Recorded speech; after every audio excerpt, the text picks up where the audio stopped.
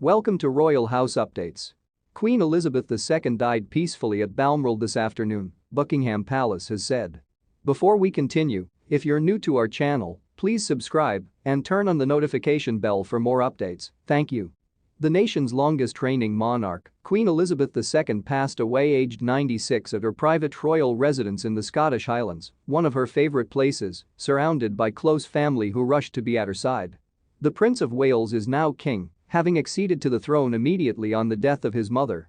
In a statement, the palace said, "The Queen died peacefully at Balmoral this afternoon. The King and the Queen Consort will remain at Balmoral this evening and will return to London tomorrow."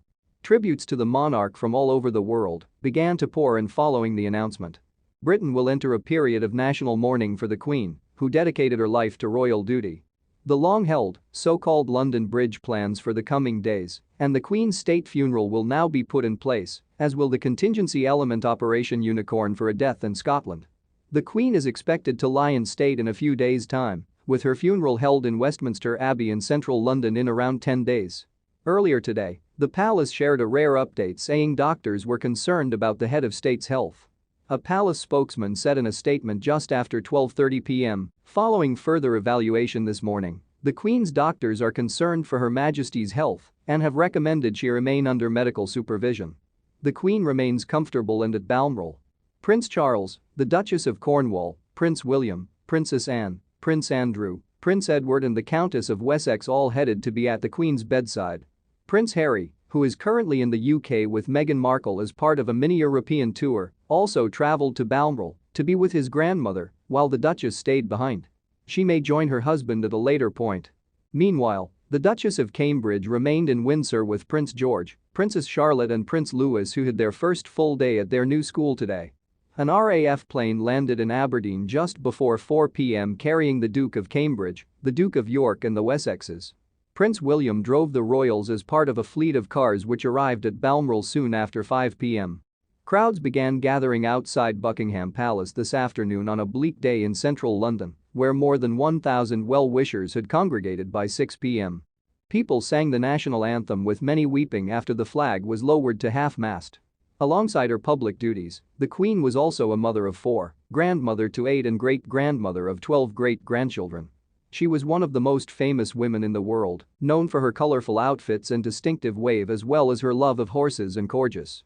She had a deep Christian faith, and as a long-reigning constitutional monarch, her knowledge was unparalleled. The new king is expected to speak to the nation and lead the tributes to his beloved mother.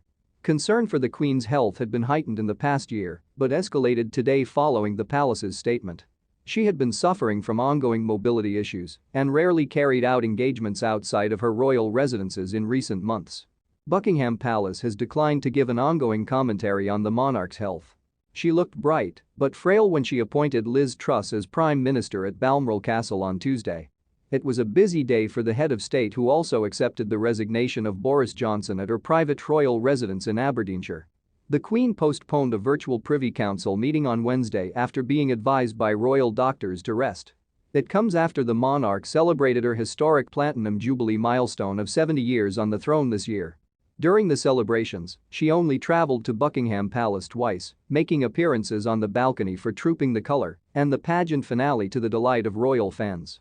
The Queen had been mainly based at Windsor Castle since the COVID pandemic struck back in March 2020. She spent a night in hospital for tests last October and missed a series of key royal engagements after being ordered by doctors to rest. She caught COVID in February and experienced mild cold-like symptoms.